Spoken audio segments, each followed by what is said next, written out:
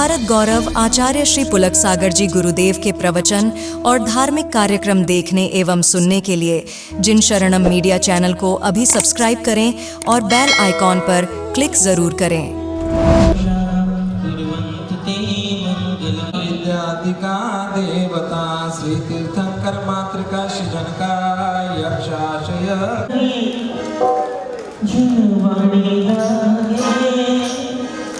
जनवाणी लागे मने प्यारी प्यारी गुरुवरती वाणी लागे मम्मी रखते बरनी जनवाणी लागे मने प्यारी प्यारी गुरुवरती वाणी लागे ओ प्यारी लागे प्यारी लागे ओ मने प्यारी लागे ओ मम्मी रखते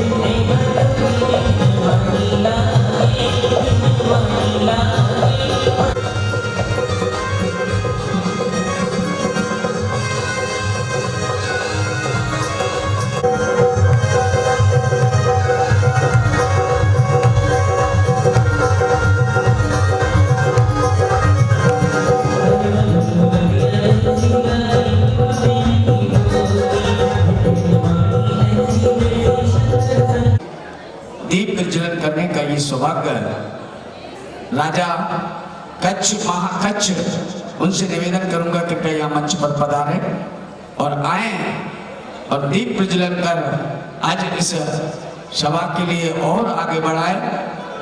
आए कृपया मंच पर पधारे।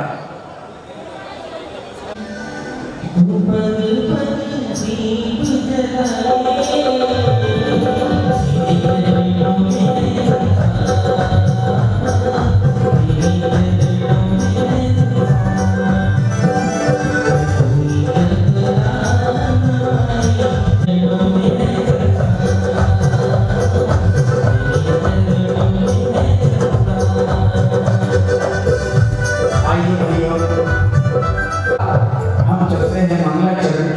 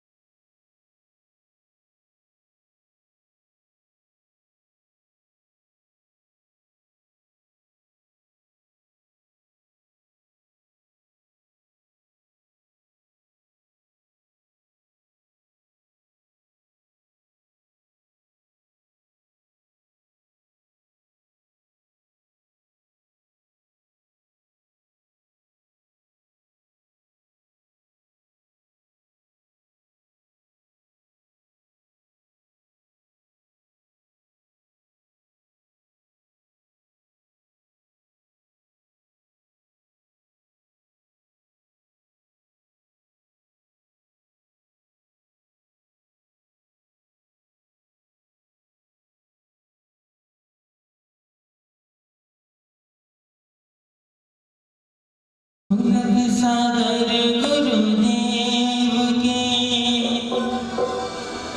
पद पंकज श्रीनाथ सुमिरे मात सरस्वती हम पर हो सहाय। हम कथा सुनाते ऋषभदेव भगवान की। हम कथा सुनाते ऋषभदेव भगवान की। ये जीवन गाथा कृपानिधि गुणगान की। है जीवन दोनों हाथ ऊपर उठाइए और तालियां बजाइए, सुनिए। गुणगान की।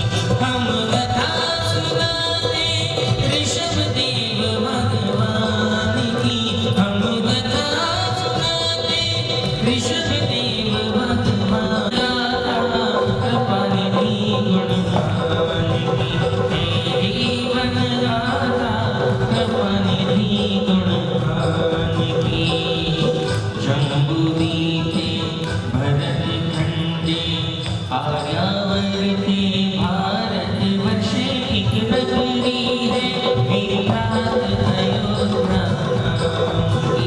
यही जन्म ऋषभदेव भगवान की।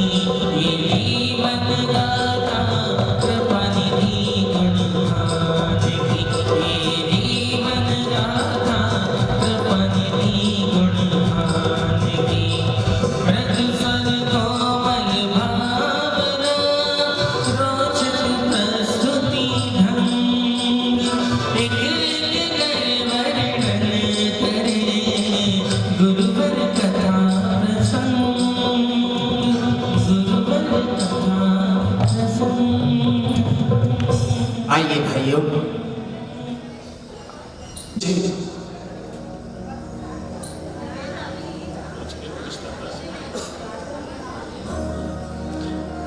मैं पूज्य श्री से निवेदन करूं उससे पूर्व आदरणीय पंडित जी साहब से निवेदन करता हूं कि वो आज इस अवसर पर अपने 2 शब्द और उसके बाद गुरुदेव से निवेदन।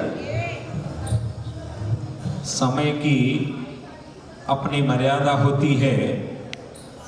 हमारे दिगंबर गुरु, उनकी प्रत्येक चर्या का एक निर्धारित समय होता है। अभी गुरुदेव के श्री चरणों में निवेदन कर रहा हूं कि एक साधर्मी से मैंने कहा, नाम तो मैं नहीं बोलूंगा क्योंकि जितने भी झगड़े हैं नाम के हैं। एक साधर्मी सागर तुमको श्रद्धा से नमन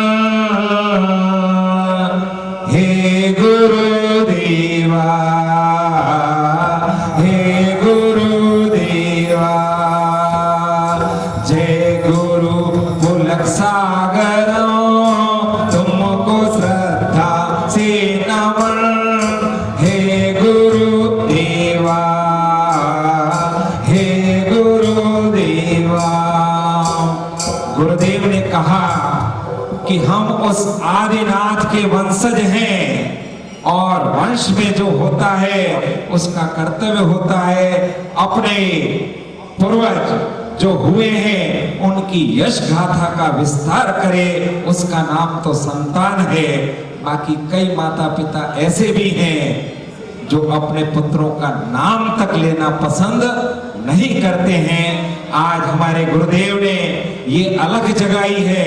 24 के 24 तीर्थंकर का जीवन चरित्र इतना सुंदर है कि यदि उसको एक बार श्रवण करें तो बार बार सुनने की जिज्ञासा जागृत होती है। हम सभी पूज्य गुरुदेव के श्री चरणों में त्रिकाल नमोस्तु करते हुए निवेदन करते हैं कि हे गुरुदेव, आपके मुखारविंद से वह दिव्य देश का प्रारंभ हो और अनेक अनेक भव्य जीवों का कल्याण हो। नमोस्तु नमोस्तु भगवान, नमोस्तु।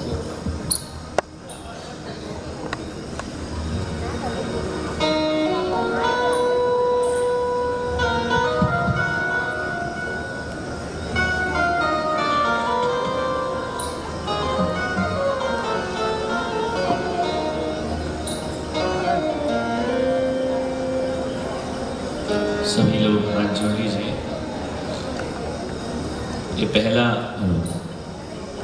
हमने ऐसा आयोजन देखा है। हर जगह कथा के बाद प्रसाद होता है, यहाँ प्रसाद के बाद कथा होती है।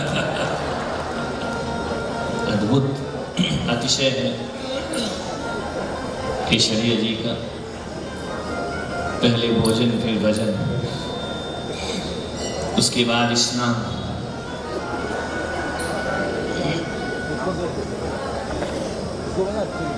चलिए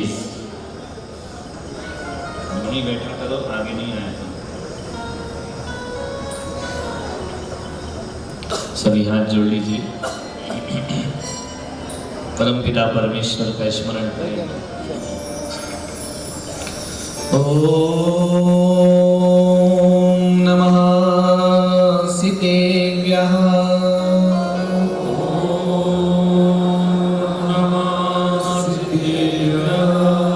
ओम नमः सिद्धेभ्यः।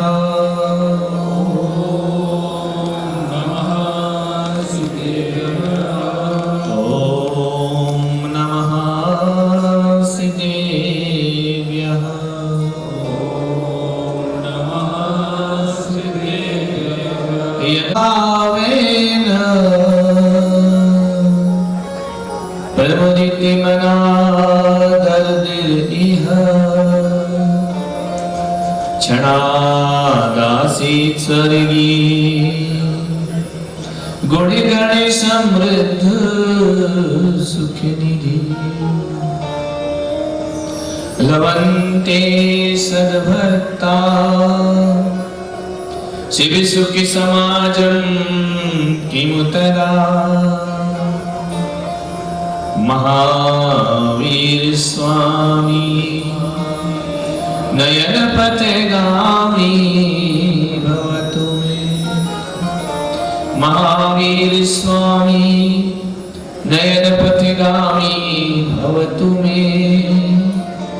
महावीर स्वामी नयन पथगामी भवतु मे। आदिमिति शंकर प्रभु आदिनाथ मुनिराम आदि व्याधि सब मम हरो तव चरणन में चरण शरण है आपके कारण करण जिहार भवदरी तट तक ले चलो करुणा कर श्री राम। तुम जिन मेघ मयूर में गरजो बरसो ना चिर प्रतीक्षित हूँ खड़ा ऊपर करके। बोलो ऋषभदेव भगवान की जय हो। बोलो महावीर भगवान की जय हो। बोलो परम पूज्य गुरुदेव आचार्य श्री पुष्पदंत सागर जी महाराज की जय हो। बोलो नाभिराय के लाल की बोलो केशरिया लाल की। बोलो भारत गौरव राष्ट्र आचार्य श्री पुलक सागर जी गुरुदेव की जय हो। मुनि संघ की जय हो। जयकारा गुरुदेव का। जय जय गुरुदेव। प्यारी प्यारी दिव्यात्मा, पावन पवित्र पुराण भगवान का जिन सेनाचार्य जो अगर्व दिगंबर थे, जिन्होंने कभी अपने जीवन में वस्त्र ही धारण नहीं किए, 5-7 साल की उम्र तक पहले बच्चे नग्न घूमा करते थे। गुरु आते हैं जिनसेन की योग्यता को देखते हैं और अपने साथ लेकर के चले जाते हैं।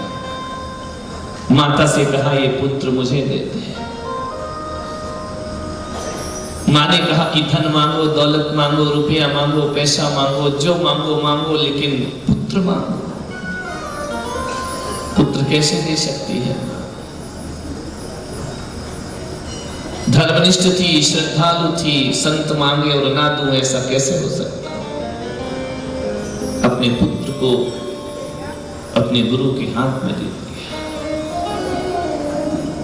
गुरु ले गए, अध्ययन किया, पढ़ाया, लिखाया, जिनसेन को योग्य बनाया। 8 वर्ष अंतर मुहूर्त के हो गए। जिनसेन पिता ने कहा, गुरु ने कहा कि जाओ, तुम्हारी मां से हम मांग कर लाए थे, जाओ, वापस जाओ घर। पुत्र कहते हैं, कौन मां, कैसी मां? मैंने तो आपके मुख से एक ही मां सुनी है कि मेरी यदि कोई मां है तो जिनवाणी मां है और दूसरी कोई मां नहीं। एक मां वह है जो जन्म देकर हमें संसार में लाती है, और एक ये जिनवाणी मां है जो हमें संसार से निकालकर मोक्ष पहुंचाया करती है। तुम्हारे पिता इंतजार कर रहे हैं। कौन पिता? अरिहंत पिताजी मेरे, जिनवाणी माता मेरी, वापिस नहीं जाओ। अध्ययन कर लिया आगम का, शास्त्रों का, पुराणों का, ग्रंथों का, अब घर वापिस नहीं जाओ। तुम्हारे जैसे थोड़ी कि रोज कथा सुनो, रोज घर जाओ, और बाहर जाके लापसी देखो और चना देखो कहां रखा। उन्होंने कहा नहीं, अब वापिस नहीं, अब अमृत पान कर लिया है, आगम निगम हमारे अंतस में आ गए हैं, अब हमें कहीं नहीं जाना। और 8 साल अंतर मुहूर्त का बालक दिगंबर दीक्षा को धारण कर लिया। जैन शासन में एकमात्र ऐसे आचार्य जिन्होंने कभी वस्त्र धारण नहीं किए,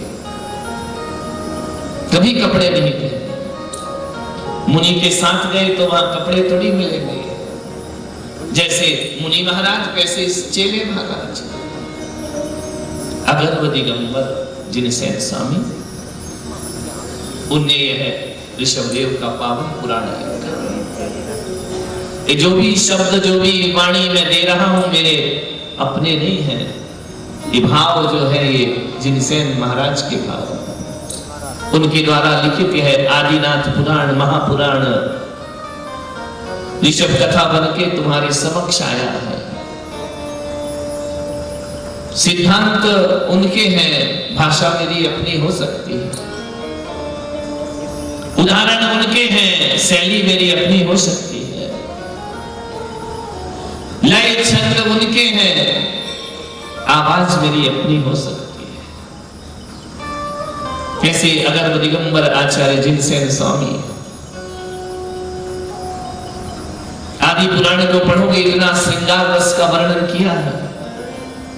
जब इस ग्रंथ को राजा ने पढ़ा तो राजा ने कहा, ऐसे कैसे हो सकता है? तुम कहते हो कि जिनसेन ब्रह्मचारी है, लेकिन इतने कामुक चीजें कैसे लिख सकता है? इतना श्रृंगार रस इस तरह से लिखा है कि जिसे मैं सामान्य सभा में बोल नहीं सकता। मरुदेवी की नख से सिख तक एक एक अंग का वर्णन किया। राजा ने कहा कि तुम ब्रह्मचारी नहीं हो सकते। राज दरबार में जिनसेन स्वामी को प्रस्तुत किया कि जो तुमने लिखा है उसे पढ़ के सुना सकते हो। जिनसेन ने कहा, क्या है, लिख सकता हूं तो पढ़ भी सकता हूं, लेकिन हमने तो सुना है कि तुम ब्रह्मचारी हो, तुम इतना वर्णन कैसे कर सकते हो? हमें विश्वास नहीं होता है। राजा ने कहा कि जो तुमने श्रृंगार रस का वर्णन किया है ना, क्या दरबार में सुना सकते हो? सुना सकता हूं, आओ दरबार में। जैसे ही दरबार में आए, श्रृंगार रस का वर्णन करो जिनसेन, महाकवि जिनसेन। जिनसेन ने कहा कि राजन, तुम जिस पर संदेह कर रहे हो, मैं उस दिगंबर परंपरा में जीने करने वाला, महावीर की परंपरा में जीने वाला संत। मुझे पता है कि तुमने मुझे राजसभा में क्यों बुलाया, लेकिन आज ये जिनसेन आपसे कहता है कि मैं नग्न दिगंबर हूं और श्रृंगार रस का वर्णन खड़े होकर तुम्हारी सभा में करूंगा, बैठकर नहीं करूंगा, वासनाओं को दबाऊंगा नहीं, खड़े होकर श्रृंगार रस का वर्णन करूंगा। जैसे श्रृंगार रस का जिनसेन स्वामी ने राज्यसभा में वर्णन किया, मालूम है कामुक हो गए लोग सुनकर के, वासना झूमने लगी उनके सामने आकर के, डूब गए स्त्रियों के अंगोपांग में। जिनसेन निर्विकार खड़ा है, वह दिगंबर संत हुआ करता।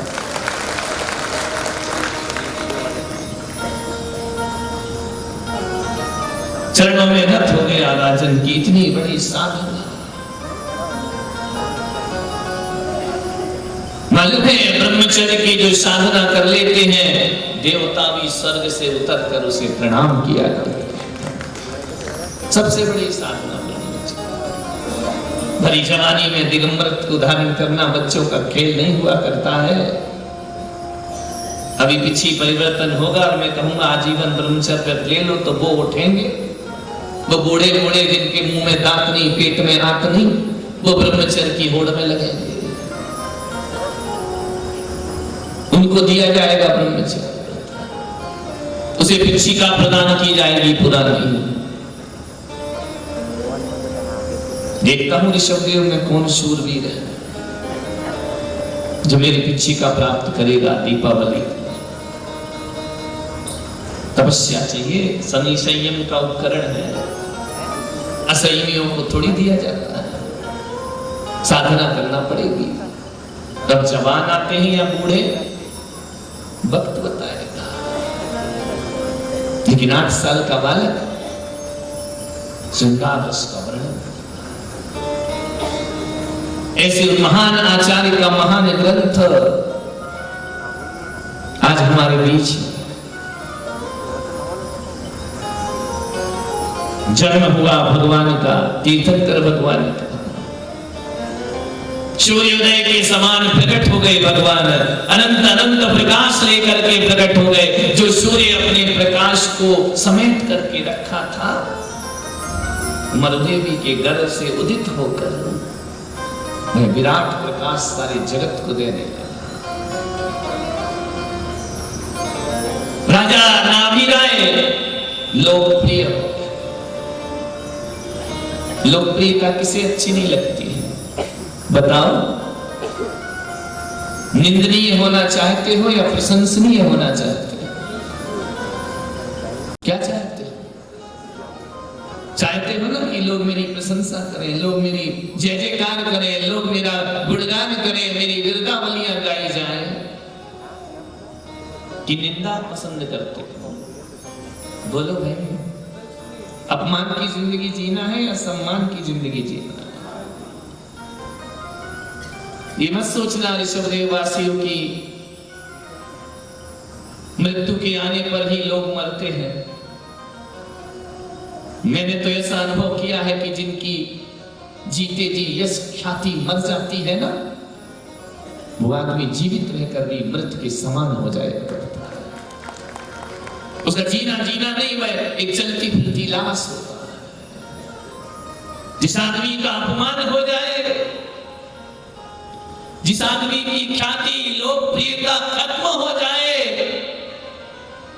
जिसे सारे जगत ने लोकप्रिय बनाया हो और उसकी लोकप्रियता नष्ट हो जाए ना, उसका दिन, उसके समय ऐसे बीतते हैं कि जैसे मृत्यु दंड प्राप्त हो गए। लोकप्रियता कभी मत खोना, लोकप्रिय बनो। आपका भी नाम आए संत की जुबान पर, आपका भी नाम आना चाहिए लोगों की जुबान पर, लोगों के ओठों पर। अभी लड़ते मरते हो ना, अखबार में मेरा नाम आया कि नहीं, कौन जानता है तुमको? कौन जानता है? मेरा नाम नहीं छपा। पागल, अपना नाम पढ़ के तू ही खुश होगा। पढ़ने वाले तो जानते भी नहीं कि ये कौन है। एक जगह बड़े बड़े होर्डिंग्स लगाए जा रहे थे। एक व्यक्ति ने कहा कि महाराज आपका नाम क्या लिखूं? जिनका किसी भी होर्डिंग पर मेरा नाम नहीं लिखना, नाम पढ़ के लोग मुझे जाने तो क्या खाक जाने, चेहरा देखकर लोग जान जाए तो अपनी पहचान कर। नाम पढ़ करके तो कोई मूर्ख भी समझ में जाता है किस नाम के लिए जा रहे हैं। एक जगह मैंने क्या देखा कि मंदिर में किसी ने एक पंखा दान किया, हर पंखुड़ी पे नाम, जिंदा तो छोड़ो मुर्दे का भी नाम, मर गए उनके स्मृति में धरती की 400 रुपए का पंखा, खानदान भर के नाम। मैंने कहा इसमें 2-4 पंखुड़ी और जोड़ दे ताकि जो भी पैदा नहीं हुए उनके भी नाम लिख दे।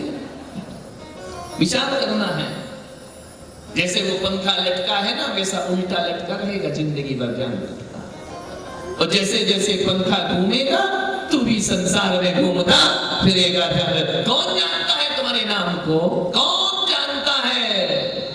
कूपमंडू अपने कुएं में सम्राट बन गया मेंढक, समुद्र तो देखा ही नहीं उसने। लोकप्रियता किसे कहते हैं? अपने घर में बने रहो, दूसरा पड़ोसी तुमको इज्जत नहीं देता है। पड़ोसी तो छोड़ो, हकीकत तो ये बात है कि हमारी औलाद भी हमारा सम्मान नहीं करती है। दुनिया की नजरों में सम्मान लूटा और अपने बच्चों की नजरों में बेइज्जत होते रहे। ये लोकप्रियता है। ध्यान रखना, लोकप्रियता अर्जित करना है तो लोकप्रिय काम भी करना पड़ते हैं। लोकप्रियता कैसे मिलती है? किसी पद पे बैठ के लोकप्रियता नहीं मिलती है, किसी कुर्सी पर बैठ करके लोकप्रियता नहीं मिल जाती है। मानिए, चालबाजियों से लोकप्रियता नहीं मिलती है, गलत कामों से लोकप्रियता नहीं मिलती है। लोकप्रियता मिलती है चरित्र से, व्यवहार से। एक बात बताओ ऋषभदेव वासियों, तुम्हारे घर कोई व्यक्ति आता है, तुम्हारे महंगे मकान को देखता है, फर्नीचर को देखता है, तुम्हारी बिल्डिंग को देखता है, तुम्हारे आभूषणों को देखता है, तुमने अपनी डाइनिंग टेबल पे जो 10-10, 20-20 नाश्ते की प्लेट लगा रखी है वह भी वो देखता है, उसको पान भी करता है, उसे खाता भी है। लेकिन एक बात बताओ, यदि तुमने उससे प्यार से नहीं बोला, सम्मान से नहीं बोला, उसका बहुमान नहीं किया, तो बताओ वो जाने के बाद तुम्हारी सब चीजें याद रखता है या तुम्हारा व्यवहार याद रखता है? एक बात आपसे पूछता, क्या याद रखता है? व्यवहार क्यों बोला कैसे? एक बात तो बताओ, क्या आप दोबारा उसके घर जाना चाहोगे? घर जाने के बाद कोई पूछता भी ना हो, ये भी ना कहे कि आइए बैठिए पानी पीजिए, एक गिलास पानी भी ना दे, तो उसके घर जाना पसंद करोगे? तुम्हारा मन करेगा उसके घर हम जाएं? नहीं करेगा ना। और एक किसी गरीब की झोपड़ी में जाओ, उसके पास महंगा महंगा क्रॉकरीज नहीं है, उसके पास महंगे महंगे खाने के सामान नहीं है, उसके पास बहुत सुंदर डाइनिंग टेबल नहीं है, लेकिन जब बोलता है ना तो मुंह से अमृत छरा करता है, आओ भगत करता है, जय जयकार करता है, स्वागत करता है, भाव विभल हो जाता है। उसकी गरीबी की झोपड़ी से निकलने के बाद आप उसकी झोपड़ी याद रखेंगे या उसका बोलना याद रखेंगे? बोलिए, बोलना याद रखोगे ना। तो दुनिया क्या धन दौलत से लोकप्रिय बनता है आदमी या अपने व्यवहार से लोकप्रिय बनता है आदमी? याद रखिए, महाराजा नाभिराय महान पिता, महान पिता के यहां महान पुत्र का जन्म हुआ। कभी कभी ऐसा होता है कि पिता निकृष्ट होता है, पुत्र महान हो जाता है। कभी कभी ऐसा भी होता है कि महान पिता के निकृष्ट औलाद पैदा हो जाती है। नाभी राय के घर में ऐसा नहीं था। पिता भी महान और पुत्र भी महान। ऋषभदेव केवल अपने महान पिता के महान पुत्र ही नहीं थे, बल्कि महान पुत्रों के महान पिता भी थे। नाभी राय अपने आप में महान है, ऋषभदेव अपने आप में महान है, और जो भरत जी महाराज हैं वो अपने आप में महान है। बाहुबली अपने आप में महान है। कैसा परिवार, हर महान पद उनके ही घर में, उनके ही परिवार। तुम्हारे यहाँ कितने लोग महान हैं? सास अच्छी होती है तो बहू लक्षणी होती है, पिता का व्यवहार अच्छा होता है तो औलाद अपने बाप का नाम डुबो दिया करती है। ध्यान, कितने लोग महान हैं तुम्हारे घर में? और यदि महान है तो उनको लोकप्रियता क्यों नहीं मिल रही है? ओछी लोकप्रियता से कुछ नहीं होता मेरे भाई, हल्की लोकप्रियता से कुछ नहीं होता है। ऐसा जीवन बनाओ अपना। ऋषभदेव भगवान का आदेश है इस कथा के माध्यम से कि कहीं से तुम चले जाओ उठकर तो कोई स्थान लोगों को सूना सूना लगना चाहिए। कभी महसूस होना चाहिए कि ऐसा व्यक्ति हमारे बीच से चला गया जिसके कारण जाने के बाद पूरी समाज को बहुत बड़ी क्षति पहुंच गई। हाँ, वो सुनने मिलेगा, मर जाओगे तो वो लिखा रखा है। अपने यहाँ तो जो भी मरे बड़ी क्षति हुई, खाक क्षति हुई। 2 रुपए तो समाज को देता नहीं था, किसी का हेल्प तो करता नहीं था, सहायता तो करता नहीं था, मंदिर में मन लगता नहीं था, मुनियों को आहार देता नहीं था। तेरे जाने से बड़ी क्षति हो गई, खाक क्षति हो गई। धरती का बोझ था, उठ गया, अच्छा हुआ है धरती से। ऐसे पापियों को तो उठ ही जाना चाहिए। इन बेकार का शोक मनाना क्या नहीं। महान लोग मालूम है, जब हम तुम्हारे इस शहर से दिवाली बाद चले जाएंगे, गुरुकुल कैसा लगेगा? सुना सुना लगेगा, लगेगा कुछ खो दिया, लगेगा कुछ चला गया यहां से। जब हम जाएंगे तो आप रोओगे या हम रोएंगे? नहीं, हमारे कहने से तो बिल्कुल मत रोना। ध्यान रखिए, तुम्हारे जाने के बाद अश्रु भराना चाहिए। तुम्हारे जाने के बाद कोई स्थान खाली लगना चाहिए। तुम्हारे जाने के बाद वो शहर, वो गांव वीराना हो जाना चाहिए। तो समझना, हमने लोकप्रियता अर्जित की है। मरने के बाद भी दुनिया तुम्हें याद करे। आज से हजारों करोड़ों अरबों वर्ष पहले युग के आदि में हुए ऋषभदेव, आज भी दुनिया उन्हें श्रद्धा से याद किया करती है। बोलो ऋषभदेव भगवान की। इसकी आवाज से करें। आज भी लोग उन्हें याद करते हैं। करोड़ों वर्षों के बाद तुम्हें तो अपनी 4 पीढ़ी के नाम नहीं मालूम होंगे, 5 पीढ़ी के, 7 पीढ़ी के। ऋषभदेव आज भी स्मरण में है। कुछ तो किया होगा ना हमने अपने जीवन में, कुछ नहीं किया। ध्यान रखिए, नंबर 2 की कमाई से, बेईमानी से, चालबाजियों से पैसा तो आ जाएगा, लोकप्रिय नहीं बनोगे। जब अखबारों में नाम छपेगा ना, तब सारी दौलत हंसेगी तुम पर कि देख, तूने अपनी जिंदगी में ये कमाया।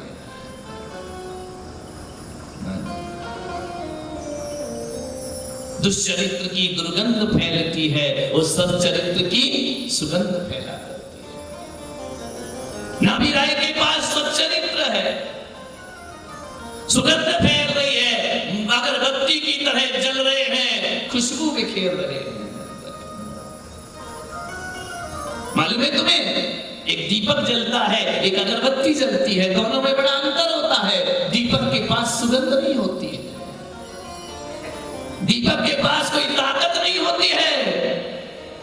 एक हवा का झोंका दीपक को बुझा दिया करता है, वो बाती का मुंह काला हो जाया करता है। लेकिन अगरबत्ती को देखा है कभी? वो दीपक की जैसी रोशनी तो नहीं देती है, प्रकाश तो नहीं देती है, लेकिन कितना भी आंधी तूफान आ जाए अगरबत्ती को बुझा नहीं सकता है। जितनी हवा चलेगी अगरबत्ती और जलेगी था, और जितनी जलेगी उतनी सुगंध बिखेरते चली जाएगी। क्या बनना है? दीपक की लौ बनना है या अगरबत्ती की छोटी सी चिंगारी बनना है? छोटी है लेकिन बड़ी सुगंधित है। लोकप्रिय हो गए नाभिराय, झुंड के झुंड देवताओं के चले आ रहे हैं नाभिराय के दरबार में। कौन आ रहे? देवता स्वर्ग के।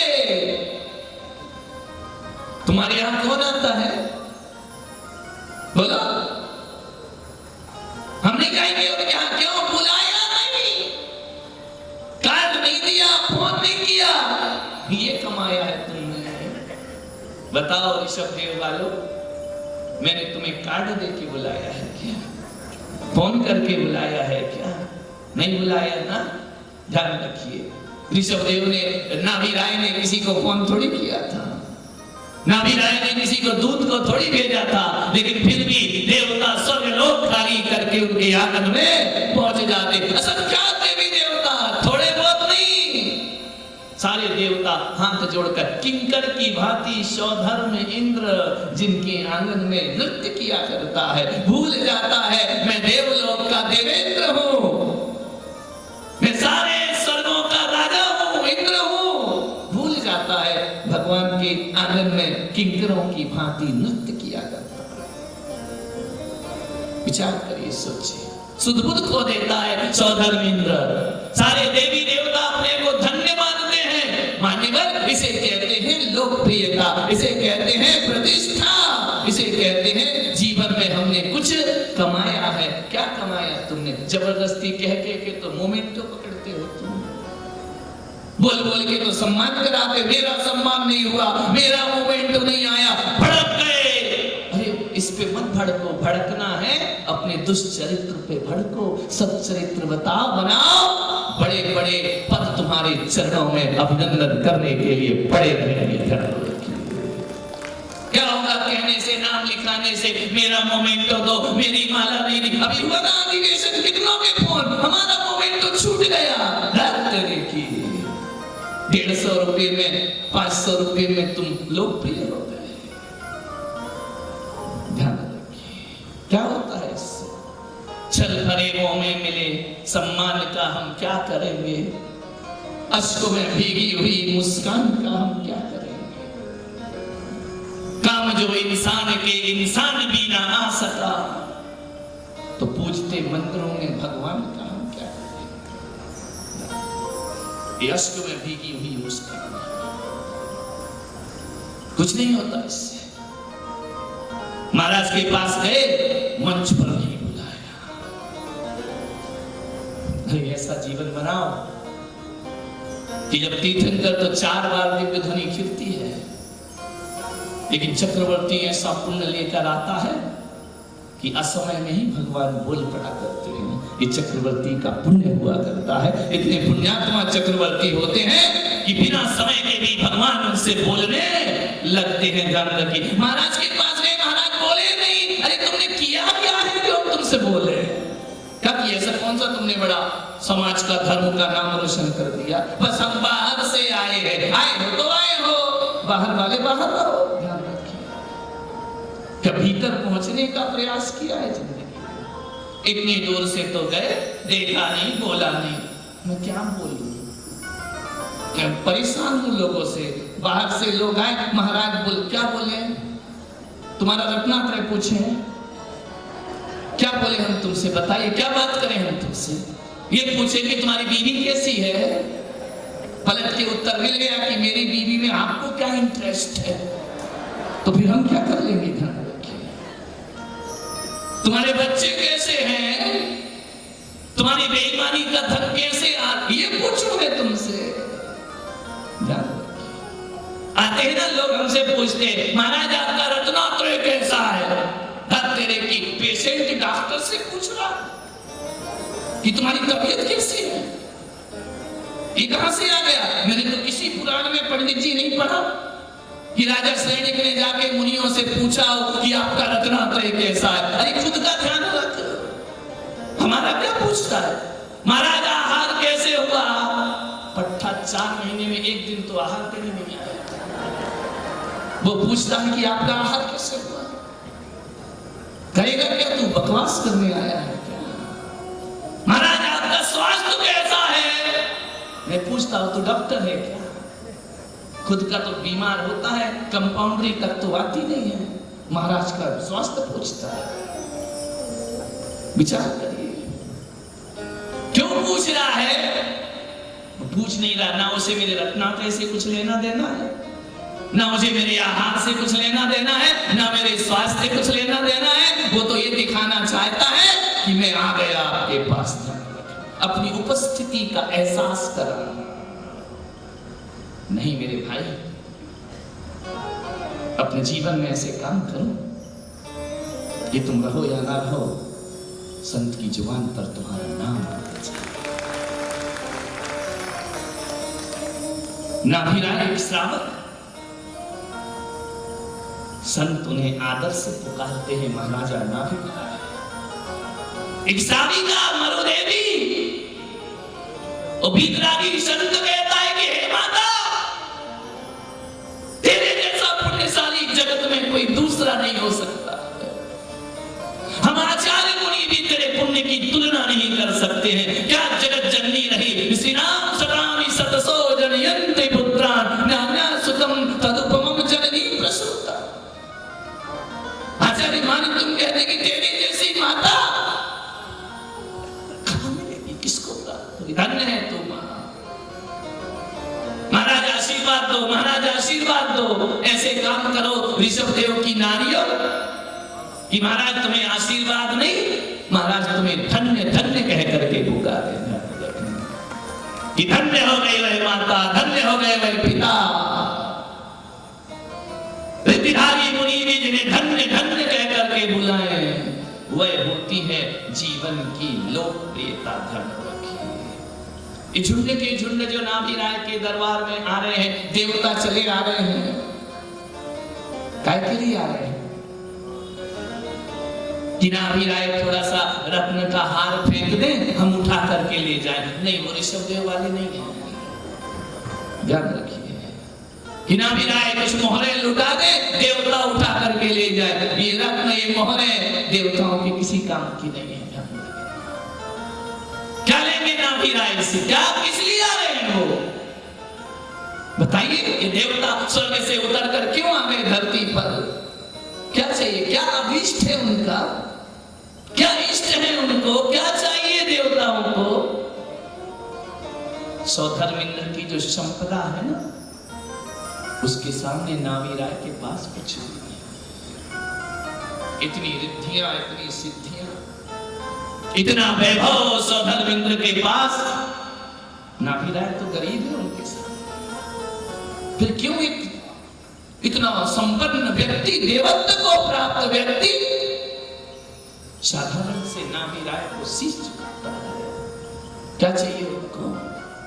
तुमको तो यही चाहिए ना, मंदिर में जाके मेरी दुकान चला दो, बच्चे की शादी नहीं हो रही, सेट करा दो, हे भगवान मेरा ऐसा करा दो, मेरे बच्चे को नौकरी नहीं लग रही है। रात तेरे की सौधर्मेंद्र से फकीरों जैसे जाओगे तो फकीर बनकर लौटोगे, और इंद्र जैसे जाओगे इंद्र बनकर के लौटोगे। मंदिर में कैसे जाते हो? भिखारी बनकर। कटोरा लेके जाते हो, वापिस लौट कर आ जाते हो। इसलिए अपने यहाँ जैन दर्शन में भगवान की पूजा मनुष्य बनकर नहीं, इंद्र बनकर की जाती है, सौधर्म इंद्र बनकर के की जाती है। कि यहाँ गरीबी मत दिखाना भगवान को, अमीर दिल लेकर जाओगे तो अमीर ही बनकर लौटोगे। वो सम्राट ही क्या, वो सम्राट ही क्या जो भीतर से फकीर ना हो, और वो फकीर ही क्या जो भीतर से सम्राट ना हो। हम फकीर हैं लेकिन भीतर से सम्राट। लोकप्रियता नाभिराय अर्जित कर रहे। क्यों आए देवी देवता? बता तो, किस लिए आए? नाभिराय के द्वार पे धन संपत्ति, रुपया पैसा, ऐश्वर्य, नाम, प्रतिष्ठा, पद, इनके लिए आए क्या? सौधर्मेंद्र को कौन नहीं जानता विश्व में? ये मसद भी स्वधर्म केवल जैनों के हैं। अजैन के शास्त्रों में भी देवेंद्र का वर्णन हुआ, शक्रेंद्र का वर्णन होता है। फिर क्यों आए वो सब कुछ नजरअंदाज करके नाभिराय के द्वार? कुछ पाने के लिए नहीं, हृदय का उल्लास व्यक्त करने के लिए, भीतर की भक्ति व्यक्त करने के लिए, प्रसन्नता व्यक्त करने के लिए, आनंद व्यक्त करने के लिए। कभी जो सुख यहां है वो सुख स्वर्गों में प्राप्त नहीं होता है। ध्यान रखिए, जब तक भगवान स्वर्ग में रहे तब तक इंद्र ने उन्हें प्रणाम नहीं किया, तब तक कोई सर्वधर्म इंद्र ने उनसे कोई संपर्क नहीं रखा। सर्वार्थ सिद्धि में भगवान रहे, स्वधर्म इंद्र, पहले स्वर्ग का इंद्र, उसने कोई संबंध नहीं रखा उस जीव से। लेकिन जैसे ही भगवत्ता की राह प्रारंभ होती है, 6 महीने आयु के शेष बचते हैं, स्वधर्म इंद्र अपने संबंध बनाना प्रारंभ कर दिया करता है कि हे जगत के नाथ, अब तुम सर्वार्थ सिद्धि के नाथ नहीं, 3 लोक के नाथ बनने के लिए इस संसार में अवतरण ले रहे हो। हम अपनी भक्ति को व्यक्त करते हैं। एक बात बताऊं ऋषभ देव, किसी के प्रति गुस्सा आता है तो तुम उसे तुरंत व्यक्त करते हो या नहीं?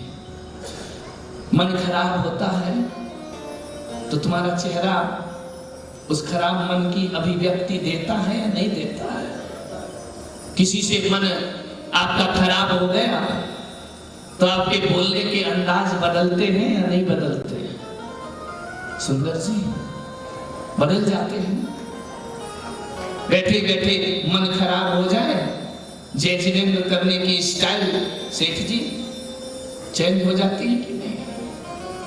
हो जाती है। और किसी से मन अच्छा हो तो भीतर क्या होता है, उससे मिलने को मन करता है। अक्सर हम एक काम करते हैं कि गालियां तुरंत व्यक्त करते हैं, दुर्व्यवहार तुरंत व्यक्त करते हैं, अपनी खींच तुरंत व्यक्त करते हैं, अपना क्रोध तुरंत व्यक्त करते हैं। लेकिन किसी से प्रेम होना, उसे व्यक्त करने में कंजूसी करते हैं। क्यों करते हो कंजूसी? किसी की अच्छाइयों को अभिव्यक्त करो, किसी के प्रति अच्छे भाव हो तो उन्हें व्यक्त करने का प्रयास करो। नहीं करते। किसी के प्रति प्रेम हो, हर कोई भावों की सूक्ष्म भाषा को नहीं समझता है, प्रदर्शित करना पड़ता है। अभी इस चातुर्मास में कोई गड़बड़ कर दे तो सब बोलेंगे ये खराब है, ये खराब है। जो अच्छा है उसकी जय जयकार नहीं करते। उसने वक्त दिया, उसने समय दिया, उसने सब कुछ दिया, प्रेम की अभिव्यक्ति नहीं करते हो। मैं पुलक सागर कहता हूं इस ऋषभ कथा के माध्यम से, यदि बुराई क्रोध की अभिव्यक्ति करते हो, इसको थोड़ी देर को रोक दिया जाए और प्रेम की अभिव्यक्ति की जाए तो धरती स्वर्ग बदलने में ज्यादा देर नहीं लगे। प्रेम अभिव्यक्त कर, उसे छुपाओ मत। तुम तो इतने नादान हो कि पत्नी से भी प्रेम छुपाते हो, करते हो, लेकिन बोलते एक बार बोल के देखना, एक बार कह के देखना। पत्नी भी जानती है कि बहुत चाहते हैं लेकिन मुंह से कंजूस है। पैसा तो खर्च करता है, पैसे से कंजूस कम लोग होते हैं, बोलने से कंजूस ज्यादा लोग होते हैं। बोलता नहीं। एक बात बताओ, किसी को प्रेम अभिव्यक्त करोगे तो उसे आनंद मिलेगा या दुख मिलेगा? बोलिए, आनंद मिलेगा ना, सुख मिलेगा ना। इसलिए तो 1008 नामों से स्वधर्म इंद्र भगवान का प्रेम अभिव्यक्त करता है। हे जिनेंद्र, तुम 3 लोक के नाथ हो। हे जिनेंद्र, हे आदिश्वर, हे अर्धनारीश्वर। 1008 नाम से स्वधर्म इंद्र ने भगवान की स्तुति की। स्तुति का अर्थ क्या है? किसी की अच्छाई को व्यक्त करना। इंद्र व्यक्त ना करता तो भी भगवान 1008 चाहते, लेकिन भक्ति कैसे प्रदर्शित होगी? क्रोध व्यक्त मत करो, प्रेम व्यक्त करो। कमियों पर अपना चेहरा मत बिगाड़ो, अच्छाइयों पर मुस्कुरा करके देखना सीखे। विचार करना।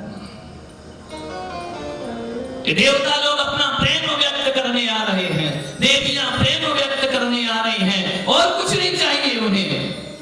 भगवान के प्रति जो प्रेम जागृत हुआ, उसकी अभिव्यक्ति का नाम जन्म कल्याण। जाते हो ना मंदिर, कोई कहता है हम कुछ पढ़ते नहीं, बोलते नहीं, चुपचाप दर्शन करके आ जाते हैं। भगवान ने जुबान नहीं दी क्या तुमको? दी है ना, उसको बंद कर दो ना, फैन क्या दिक्कत? थोड़ा तपो, उसे बचाना है तो खुद को तो तपाना ही पड़ेगा।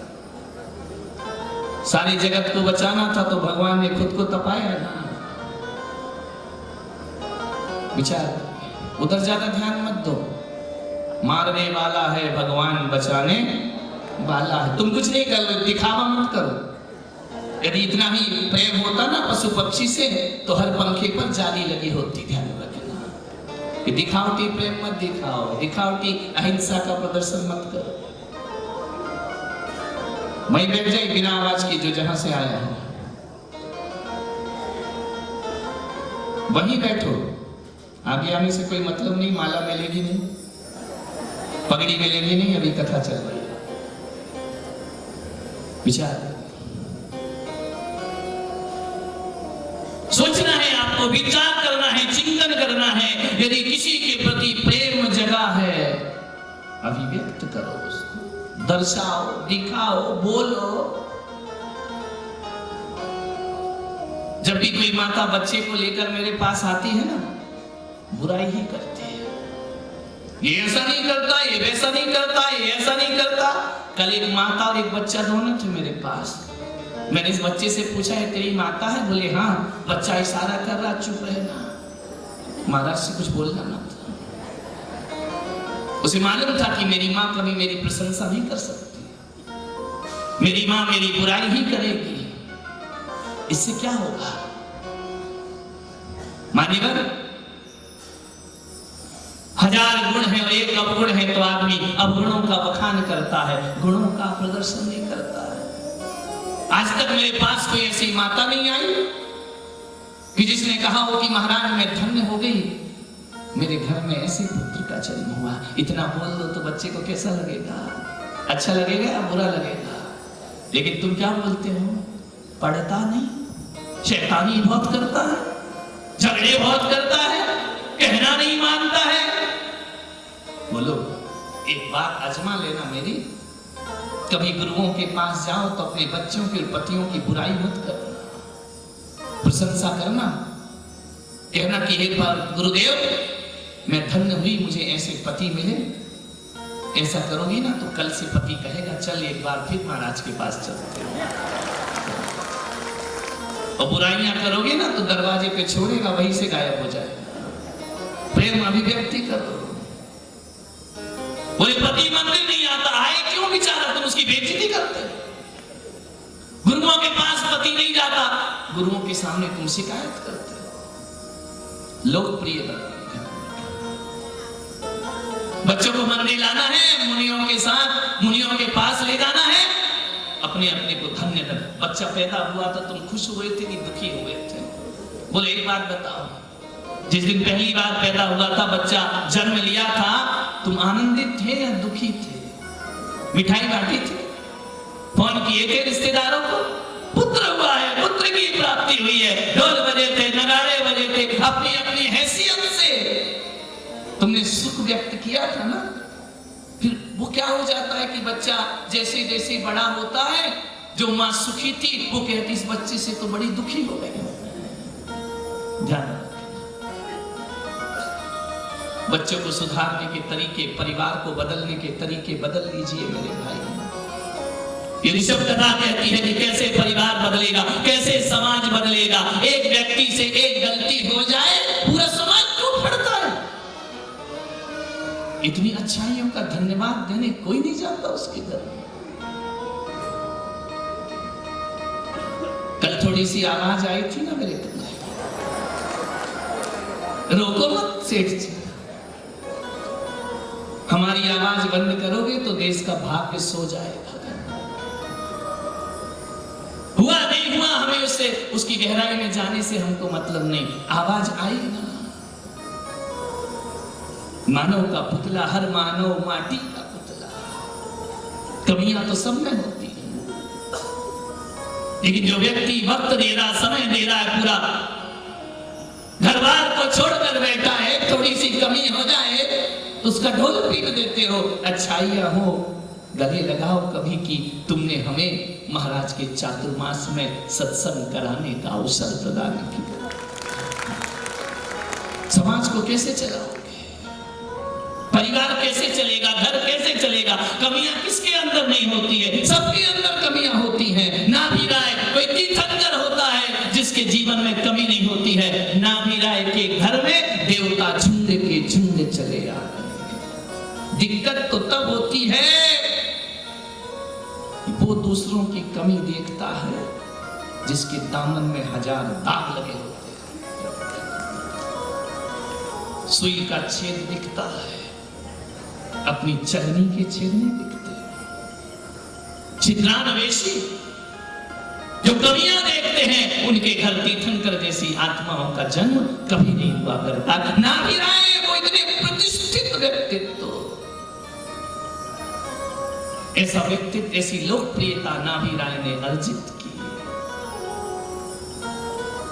हर व्यक्ति लोकप्रियता अर्जित करना चाहता, करना भी चाहिए। दुनिया में आए 150 साल जिए, कोई नहीं जानता कौन हो तुम। कुछ काम करके जाना, दुनिया में आने वाले जाते हैं रोज लाखों बेकार खाने वाले। कुछ तो अर्जित करो अपने जीवन में। मनुष्य गति पाई है ना, खाने के लिए, भोगने के लिए, बच्चे पैदा करने के लिए, घोंसला बनाने के लिए। ये काम तो पशुगति में भी हो रहा था। लोकप्रिय, लेकिन लोकप्रियता हल्की नहीं होना चाहिए। धन्य धन्य राजा नाभी राय। स्वधर्मेंद्र कहता धन्य है जगत पिता। ईशान इंद्र बलि बलि जा रहा है भगवान पर, उनके माता पिता पर, उनके परिवार पर, उनके वंश पर खिला रहे हैं देवता भी कि हमने तीर्थंकरों के वंश में जाकर के पूजा भक्ति की है, माता की अर्चना की है। अष्टकुमारिकाएं अपने को धन्य मान रही हैं, माता की सेवा करने का अवसर प्राप्त हुआ। इस चातुर्मास में कोई काम तुमको दे दिया जाए ना, तो ऐसा मुंह मत बनाना कि जैसे किसी ने नीम का काढ़ा पिला दिया हो। जाना रखिए, अश्रुपात हो जाना चाहिए कि गुरुदेव आपने हमें इस योग समझा। सद्भक्त कौन होता है? लेकिन आजकल तो लोग कहते हैं महाराजों के पास जाओ तो जेब कटेगी, ऐसा लगेगा, दाम निकालना पड़ेगा।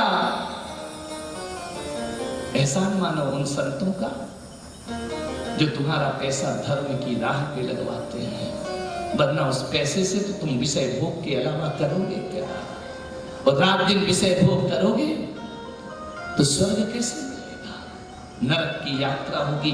पढ़ा नहीं अरविंद राजा की कथा? विषय भोग में मरा, नरक गति का पात्र बना।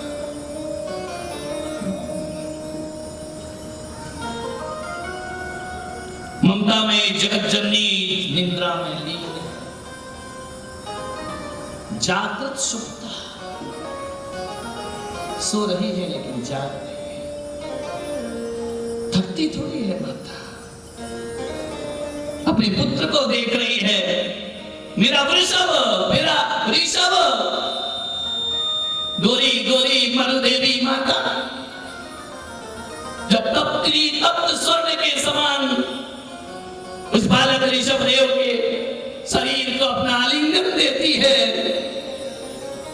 ऐसा लगता है जैसे कोई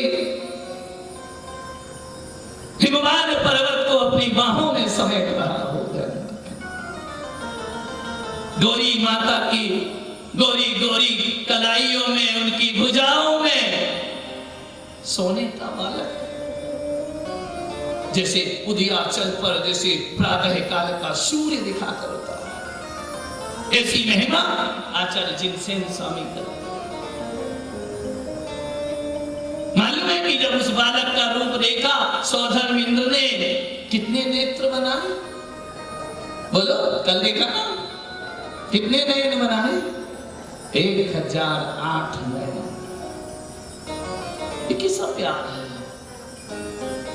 कि बालक के मुख देखने को 2 नयनों से इंद्र तृप्त नहीं होता है, 1008 नयन बनाता है, तब भी तृप्ति नहीं होती है। एक तरफ ये प्यार है, एक तरफ नाभि राय का प्यार है। जब अपने बालक को देखते हैं आंखें मूंद लिया करते हैं। एक प्रेम 1008 नयन खोल रहा है और एक पितृ प्रेम है जो नयन मूंद रहा है। आंख मूंद करके अश्रुपात हो रहे हैं झरझर महाराजा नाभि नायक के। सोच नहीं पा रहे नाभि राय कि हे जगत के नाथ, तेरी कैसी लीला है। हे जगत के पिता, 3 लोक के नाथ,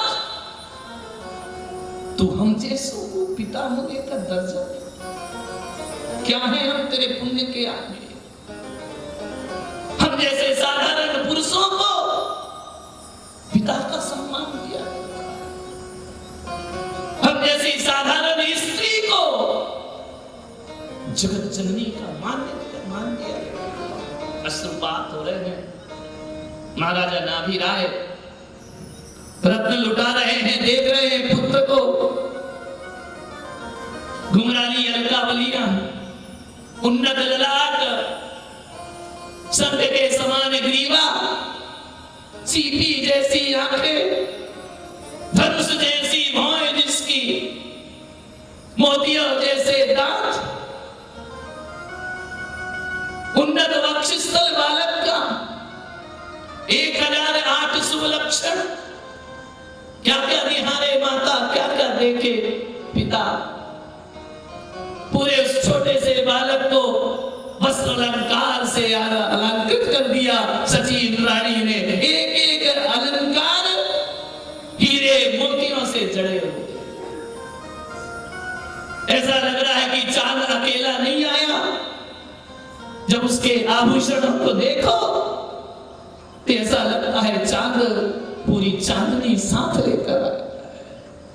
धन्य हो गया मरुदेवी ने अपनी बाहुओं में लेना चाहा।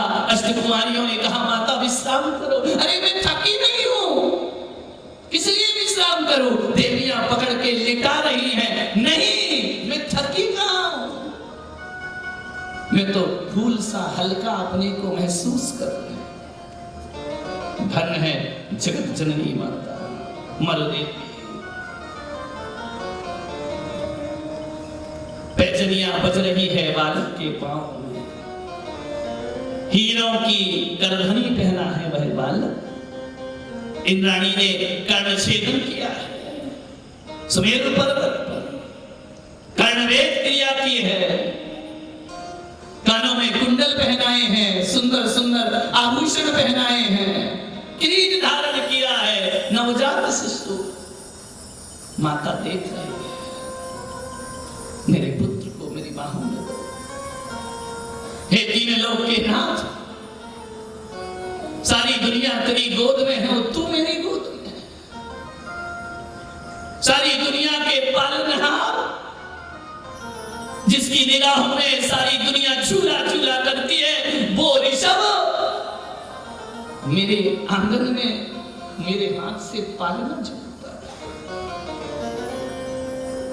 ऐसा सौभाग्य कभी तुमको मिल सकता है क्या? जिनेंद्र भक्ति चित्त में रखो, जिनेंद्र भगवान की भक्ति रात दिन करो, कुगरू कुदेवों से बचो। हमारा भगवान तो वो भगवान है जो भक्त को भगवान ही नहीं अपने भगवान अपने भक्तों को अपना पिता भी बनाने को तैयार हो जाया करता है। बोलो ऋषभदेव भगवान की। पिता बना लिया, माता बना लिया, किसको? अपने भक्तों। धन्य हुए माता मरुदे।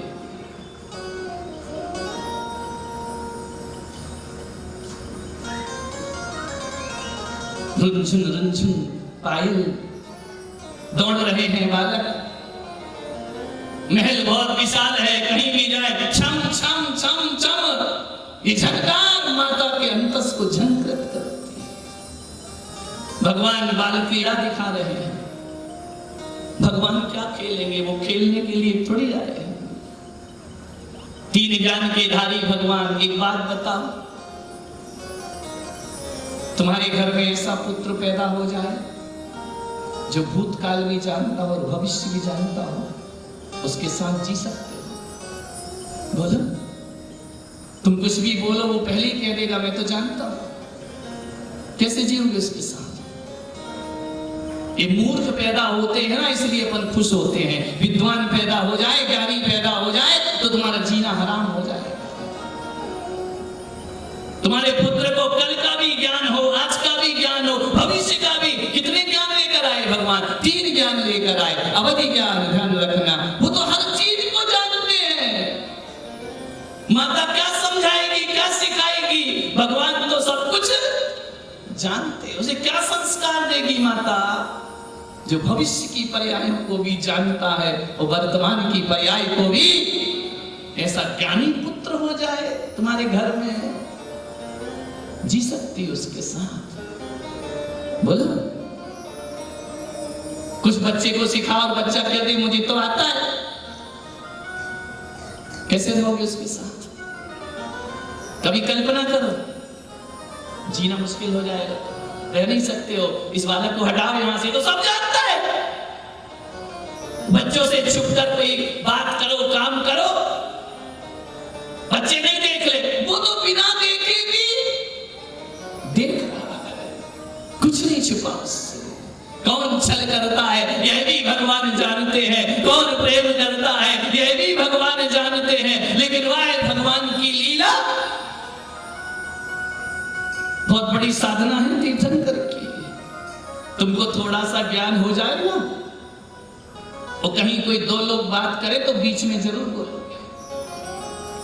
कई तो ऐसे हैं बिना ज्ञान के भी टंगड़ी फंसाते हैं, आता जाता कुछ नहीं।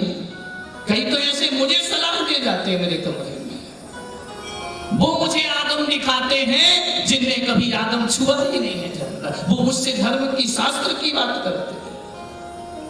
कितना कठिन काम है। जो चीज तुमको आती है, कोई बात करे और तुम बैठे हो तो भीतर क्या लगता है? बोल दो बोल दो बोल दो, ऐसा नहीं ऐसा करो, है ना? शुद्ध ज्ञान भी अभिव्यक्त किए बिना नहीं रहता है। लेकिन भगवान को तो सब ज्ञान है ना।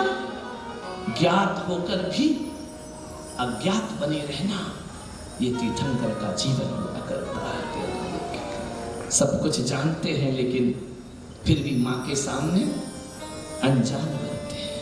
क्यों? मातृत्व का सुख चाहिए ना।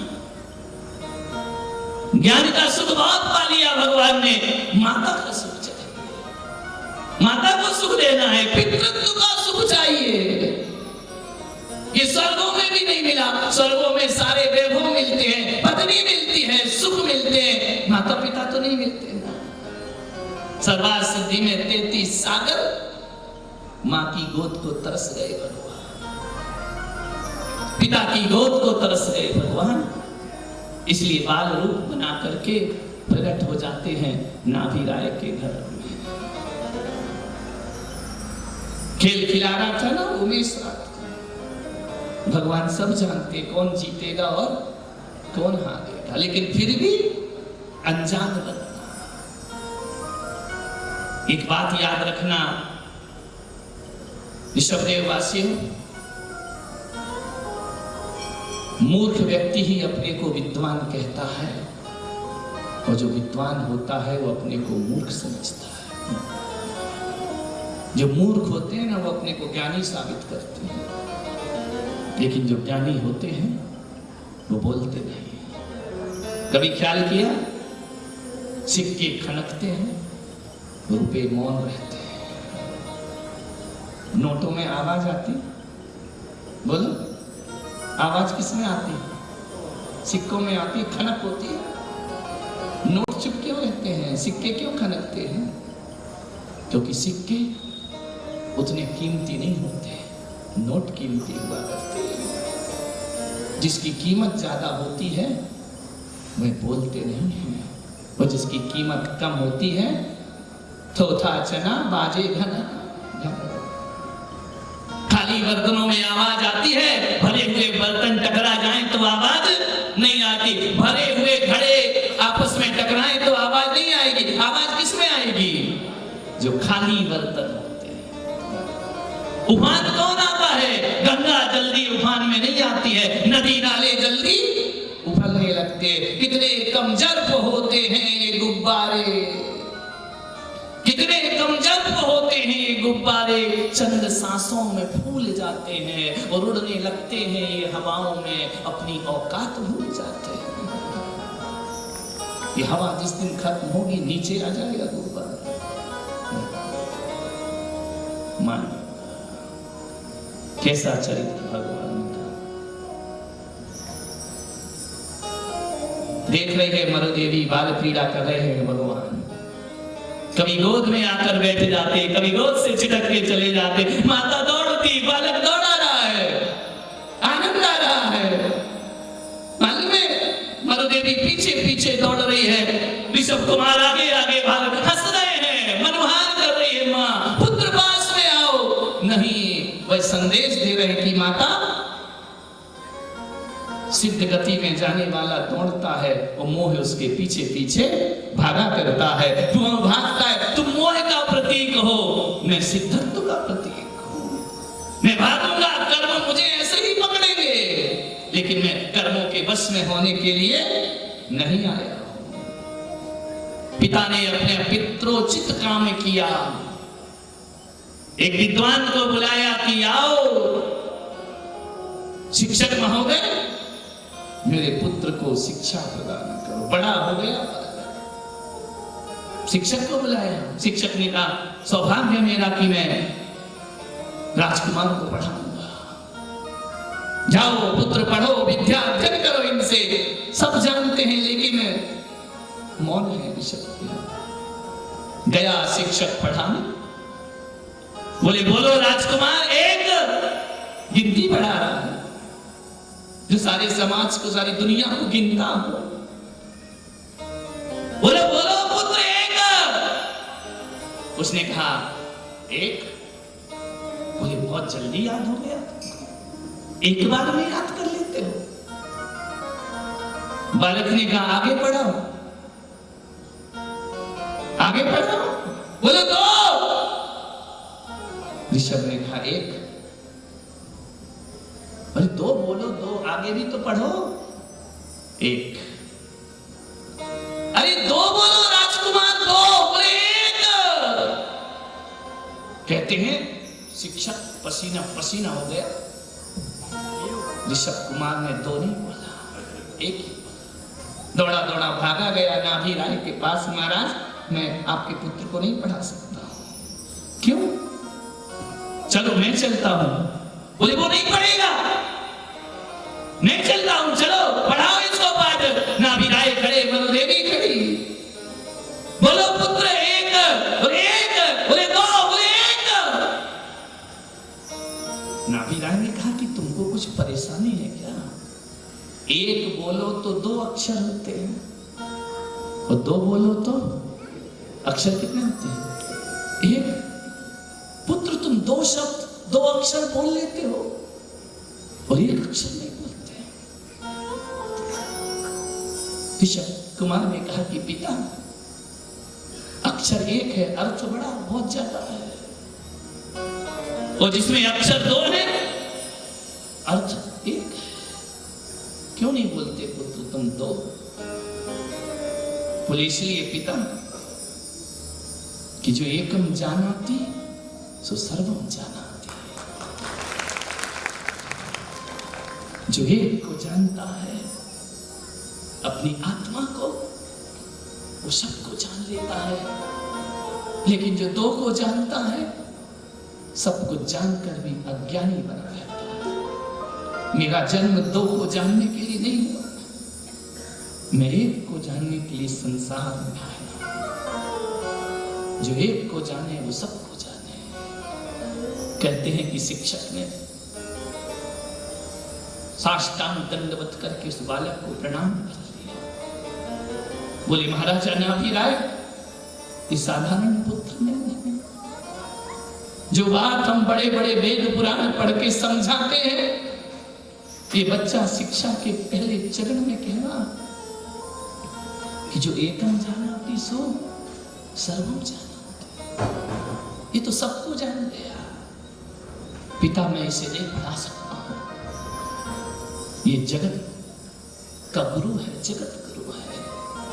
और जगत गुरु का दुनिया में कोई गुरु, एक जैन दर्शन ऐसा है, हर दर्शन में देखना उनके महापुरुषों को शिक्षा प्राप्त करने के लिए आश्रमों में जाना पड़ा।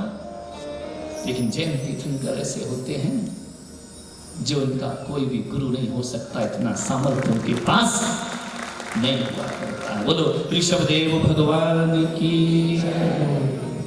जय बोल दिया करो जरा ढंग से, ताकि तुम्हारी कोख से भी कोई महापुरुष का जन्म हो। तीतर जैसे बच्चे तो सब पैदा करते हैं, तीर्थंकर जैसे बच्चे पैदा करो, जीवन सार्थक हो जाएगा। कैसा महान उनका जीवन। मां का स्तनपान नहीं करते, इंद्र सेवा में छोड़ गया देवी देवताओं को भी इनकी सेवा करना, इनका रोज नमन करना, रोज अभिषेक करना, रोज वस्त्राभूषण पहनाना। हम जाते हैं, भगवान का ध्यान रखना। भगवान मुस्कुराते हैं, जो सबका ध्यान रखते हैं उसका ध्यान ये रखे। आप सोचते हैं कि सुमेरु पर्वत पर अभिषेक हुआ, 1008 कलशों से भगवान का प्रतिदिन अभिषेक होता है। सुमेरु पर्वत पर तो महोत्सव मनाया जाता है, लेकिन घर में देवियां स्नान कराती है, उपटन लगाती है, वस्त्र पहनाती हैं, रोज अभिषेक होता है भगवान का। इसीलिए तो अपने मंदिरों में भी भगवान का अभिषेक रोज हुआ करता है। एक दिन जन्म कल्याणक थोड़ी होता है, जब तक दीक्षा नहीं ले लेंगे तब तक वो जन्म कल्याणक ही कहलाएगा। रोज जन्म कल्याणक होगा भगवान का। ऋषभदेव भगवान का जन्म कल्याणक जानते हो कितने दिनों का था? 83 लाख पूर्व का उनका जन्म कल्याणक था। देवी देवता जिनकी सेवा करते हैं, मां के गाल में हाथ रखते हैं, मां का मनोहार करते हैं। भोजन का तो मां पूछ ही नहीं सकती, दुग्ध पान के लिए कभी रोते नहीं हैं, झूलने में पालने में डरे हैं। और इंद्र उनके हाथों में पयोधर छोड़ जाता है। अमृत चूस चूस के भगवान बड़े हो जाया करते। ऐसी महिमा तीर्थंकर भगवान की। स्तनपान नहीं करते, भगवान को सर्दी नहीं होती, जुकाम नहीं होता तुम्हारे बच्चों की तरह कि घूंटी घोट घोट करके पिलाओ, उनको दवाई खिलाओ। कभी जिंदगी में दवाई नहीं खाते हैं। ये तीर्थंकर की महिमा हुआ करती है, ध्यान रखिए। अमृतपान अंगूठा चूस चूस कर, केवल भगवान घर में कुछ भी नहीं करते हैं, केवल घर के लोगों की भावनाओं का ध्यान रखते हैं। तो तुम घर में करते बहुत कुछ हो, लेकिन भावनाओं का ध्यान बिल्कुल नहीं रखते। भावनाओं का ध्यान रखिए, भावनाओं से भगवान बना जाता है। एक ज्योतिषी आया, नाभिराय ने कहा इसका भविष्य बताओ क्या होगा। पिता है ना, मानवीय कमजोरियां हैं, मेरे पुत्र का क्या होगा। ज्योतिषी देखो। ज्योतिषी ने देखा, जोर जोर से हंसने लगा। थोड़ी ही देर बाद ज्योतिषी जोर जोर से रोने लगा। पूछा कि तू हंसता क्यों, रोता क्यों? बोली हंसी इसलिए आ रही है मुझे, किसका भविष्य दिखवा रहे हो? जो सारी दुनिया का भविष्य लिखेगा, उसके भविष्य को क्या देखना। महाराज ये पुत्र साधारण नहीं है, इसके भविष्य दिखा करके अपने आप को कमजोर मत करो। ये तो सारे जगत का भाग्य विधाता है, पूरे तीनों लोगों का भाग्य विधाता है। बोलो ऋषभ देव भगवान की। सारे जगत के भाग्य विधाता भगवान है, उनकी लेखनी कौन पढ़ेगा? तू रोया क्यों ज्योतिषी? इसलिए रोया कि जिस दिन तुम्हारे पुत्र को भगवत्ता की उपलब्धि होगी, जिस दिन केवल्य की उपलब्धि होगी ना, उस दिन मैं इस धरती पर नहीं रहूंगा। यह मेरी पीड़ा है, यह मेरा दर्द है, यह मेरा दुर्भाग्य है कि इसे मैं बालक बनता तो देख लिया, लेकिन इसे मैं भगवान बनता हुआ अपनी आंखों से नहीं देख पाऊंगा। इसलिए मेरी आंखों में अश्रु की धारा है।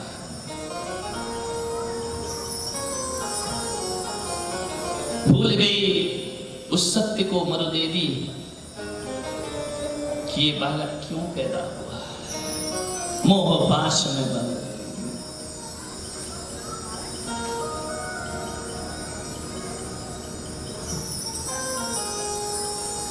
और कोई देव हाथी का रूप धरता, कोई घोड़े का रूप धरता, बालक को रिझाते।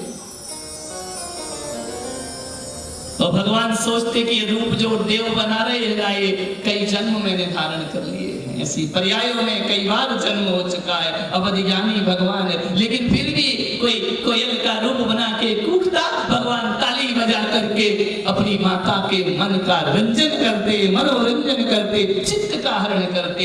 माता सोचती मेरा पुत्र खुश हो रहा है। देवता घोड़े का रूप बना लेते, ऊपर बिठाते, चलता घोड़ा, बैठते बालक। मालूम है भगवान घोड़े पर बैठकर सुख का अनुभव नहीं कर रहे थे। जो देव घोड़ा बना था ना, वो अपने को धन्य धन्य महसूस कर रहा था कि भगवान ने मेरी पीठ पर सवारी स्वीकार कर ली। जगत कल्याण कर रहे थे भगवान।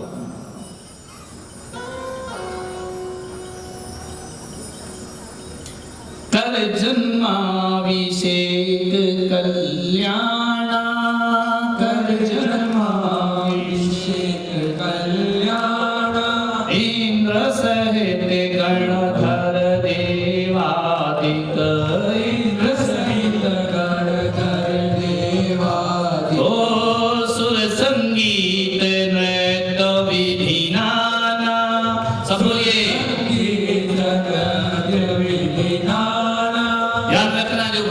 इस कथा को अपने मुख से पाठ करता है, पठन करता है। मुझे नहीं मालूम कि वो कितना अमीर होगा, कितना पैसे वाला हो जाएगा, लेकिन मैं पुलक सागर इतना कहता हूं कि जो भगवान के इस पावन चरित्र को अपने मुख से उच्चारण करेगा, वो कितना दौलत वाला होगा, कितना पैसे वाला होगा, ये मुझे नहीं मालूम, लेकिन जो भी पाठ कर लेगा उसके घर में कभी दरिद्रता का वास नहीं होगा, गरीबी उसके पास आने वाली नहीं है। इसकी मैं गारंटी ले सकता। ओ सुलाबिया मरुदेवी पासा, सुलाबिया, ताली के साथ, आनंद के साथ, भक्ति के साथ, आलस में मत बैठो। भगवान ने हाथ दिए हैं, इनका उपयोग करो।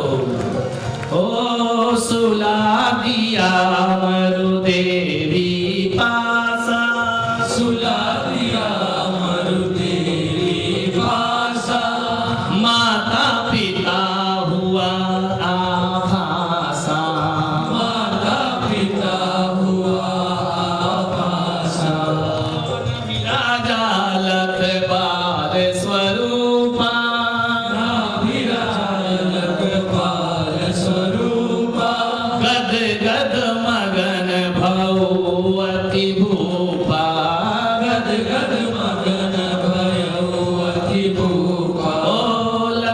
शिशु मरुदेवी ऐसे, लगती शिशु मरुदेवी ऐसे, उदित सूर्य प्राची से जैसे, उदित सूर्य प्राची में जैसे, ओ इंद्रादि के गणधर सब देवा, इंद्रादि के गणधर सब देवा, पूजे मात पिता कर सेवा,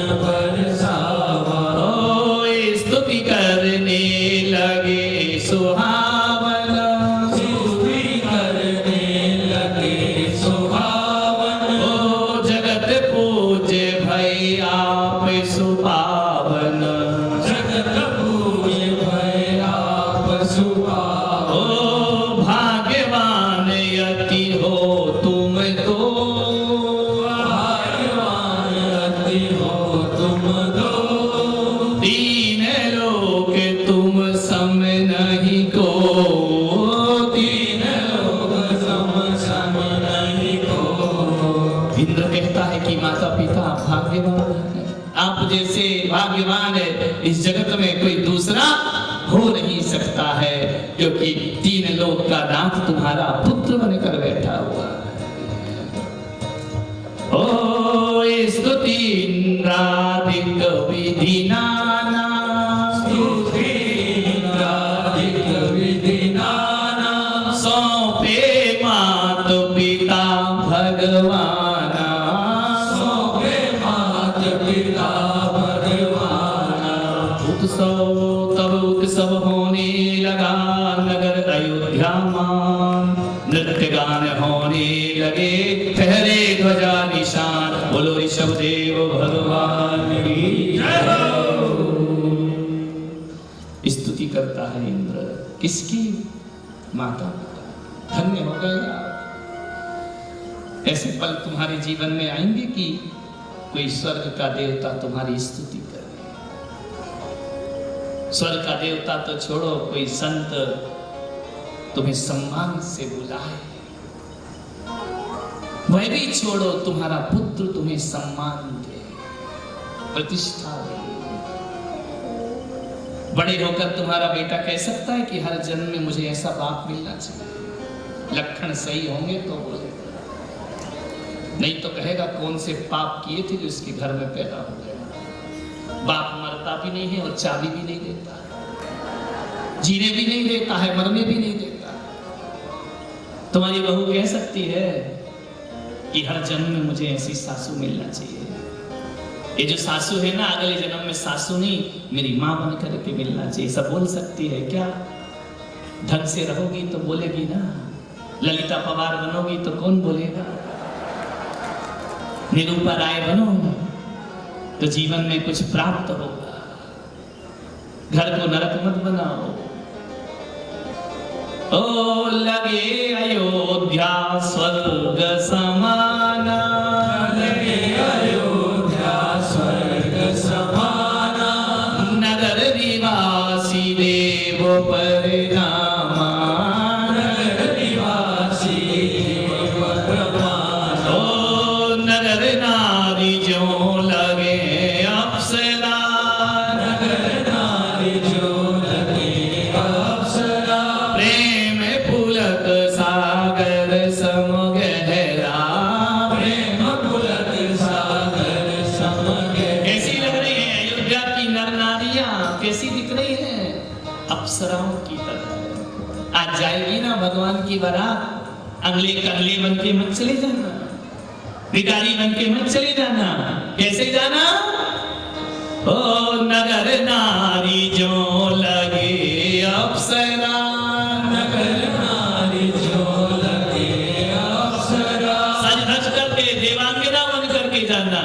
ध्यान रखना, पति की प्रियांगना बन के मत जाना, देवों की देवांगना बन करके उस बारात में शामिल होना। और तुम लोग भी सुन लो रे, टीचरों की तरह मत घूमना, क्योंकि ऋषभ देव में टीचर बहुत हैं। टीचर हो वहां तक ठीक है, लेकिन फटीचर क्यों बनते हो? भगवान की बारात जाएगी ना, सेठ जी सेठ जैसे लगना चाहिए, गलहार होना चाहिए, पगड़ी होना चाहिए, वस्त्र होना चाहिए। किसकी बारात जा रही है? तीन लोग के नाथ की बारात जा रही है। हाथ उठा के विश्वास दिलाओ, सज धज करके जाएंगे बारात में। उदयपुर वालों तुम मत दिला, तुम तो रहोगे भी नहीं बेईमान। मैं बाहर वालों को, यहाँ वालों को बोल रहा हूँ कैसे जाना है। दिखा दीजिए भगवान का विवाह हो रहा है। ओ ढोल मृदंग शंख सब बाजे, ढोल मृदंग शंख सब साजे, बजते के संग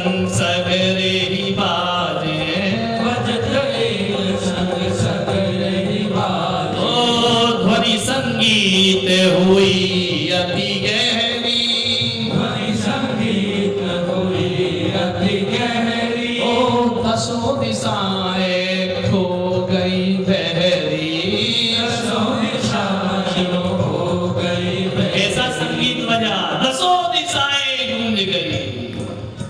ऐसा नहीं कि इतनी बड़ी बारात 500 लोग की बारात, एक बैंड बाजा चल रहा है, वो 2-3 और बुलाओ, गांव के भी बुलाओ, खर्चा करो अध्यक्ष जी मंत्री जी। बारात जाएगी ना, मुझे मालूम है तुम वही करोगे। एक बैंड, हजारों लोग, भगवान की बारात जा रही है। कथा सुनते ही सुनते बैंड वाले को बुक कर दो। अलग अलग बैंड, अलग अलग ढोल कैसे बज रहे हैं। ध्वनि संगीत हुई अति गहरी, ध्वनि संगीत हुई अति गहरी। ओ दसों दिशाएं खो गई बहरी, दसों दिशाएं हो गई बहरी। ओ जो उत्सव सुमेरु गिरि पाई, जो उत्सव सुमेरु गिरि पाई।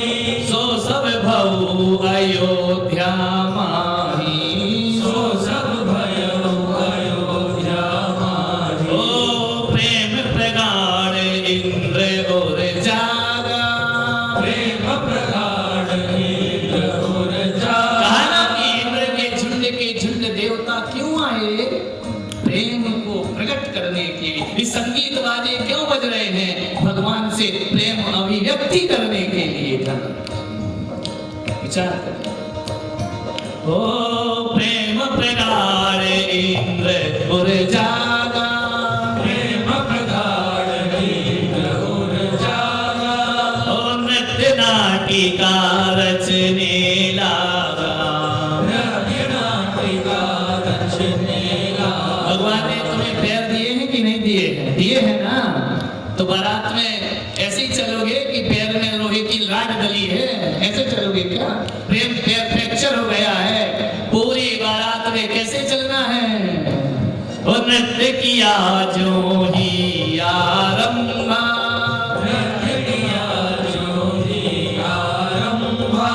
ना विराय लख सहते अचंबा। ओ सब गंधर्व प्रेम रस पागे,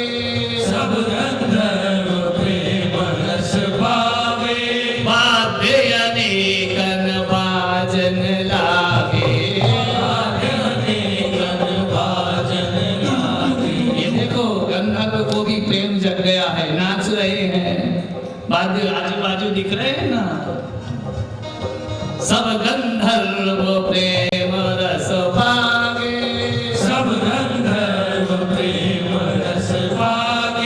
वाद्य अनेकन बाजन लागे। कितने बाजे बजे मालूम है? 12.5 करोड़। कितने? 12.5। पूरे राजस्थान के भी इकट्ठे कर लो तो भी 12.5 करोड़ बाजे। अच्छा हुआ नहीं मिलेंगे, नहीं तो बड़ा खर्चा हो जाता है ना। बहुत अच्छा है नहीं मिल रहे। 12.5 करोड़ वाद्य यंत्र बजते ना विराय के द्वार। ओ धर्म अधर्म नर्तक थे स्वयं, नर्तक थे स्वयं इंद्र प्रधाना।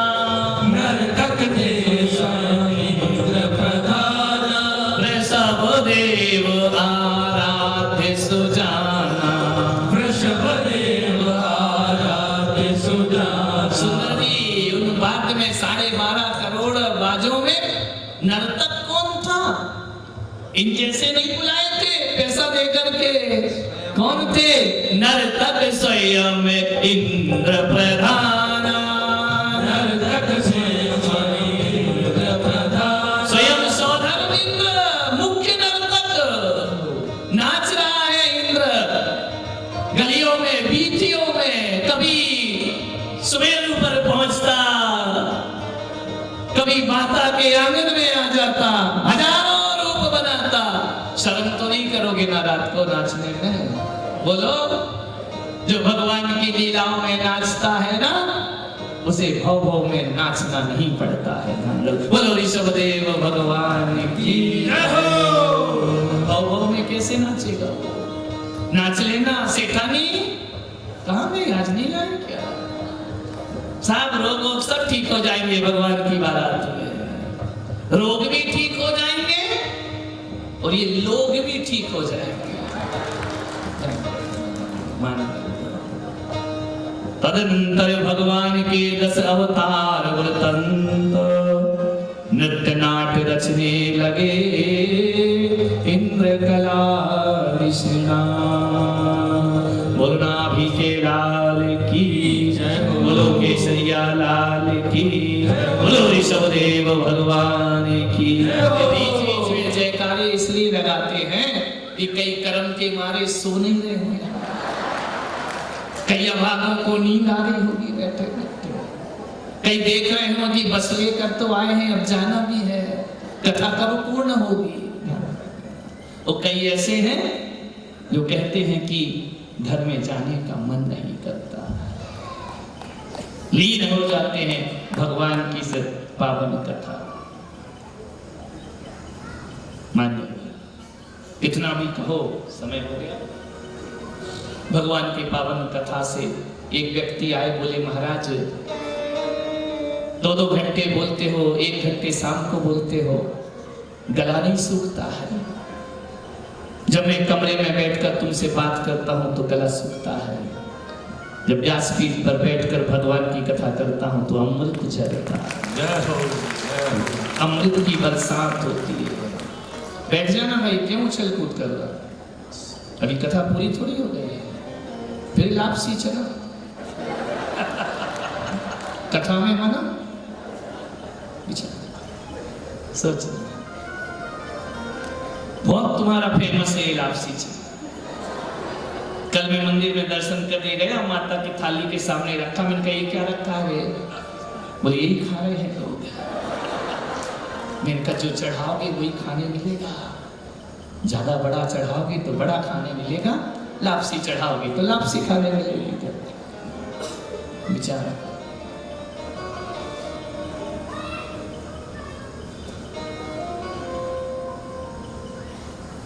इंद्र ने बहुत उत्सव किया माता के आगमन में। इन हजारों की जन्मेदिनी में कहीं तो कोई बीज बोया जाता, किसी उर्वरा भूमि में तो कोई बीज अवश्य पहुंचता, व्यर्थ नहीं है ये कथा।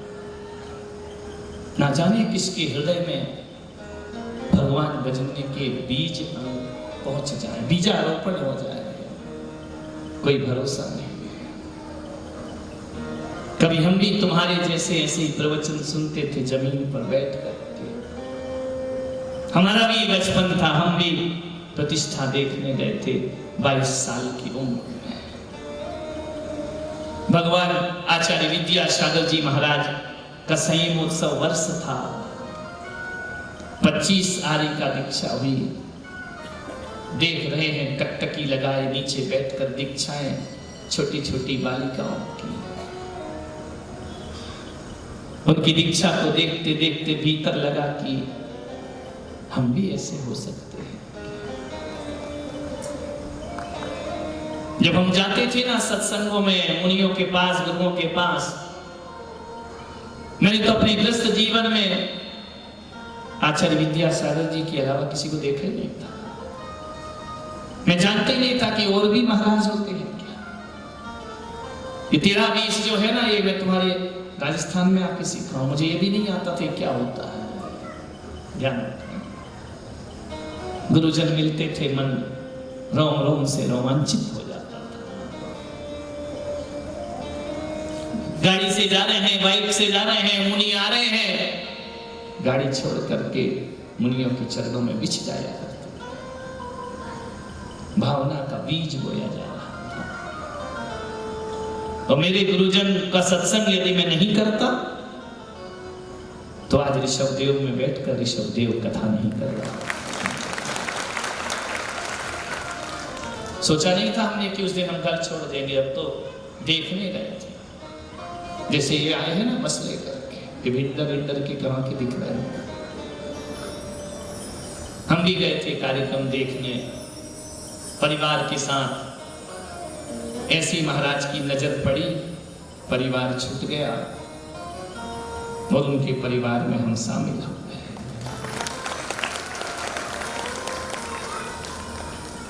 कब किसके जीवन में कौन सा बीज पहुंच जाए कह नहीं सकते, लेकिन ये तो मान करके चलो कि आज ये जितने लोग यहां पर बैठे हैं गुरुकुल की सीमा के अंदर बैठे हुए हैं, हम जरूर जिस वाणी को सुन रहे हैं भगवान की भक्ति भाव से सुन रहे हैं,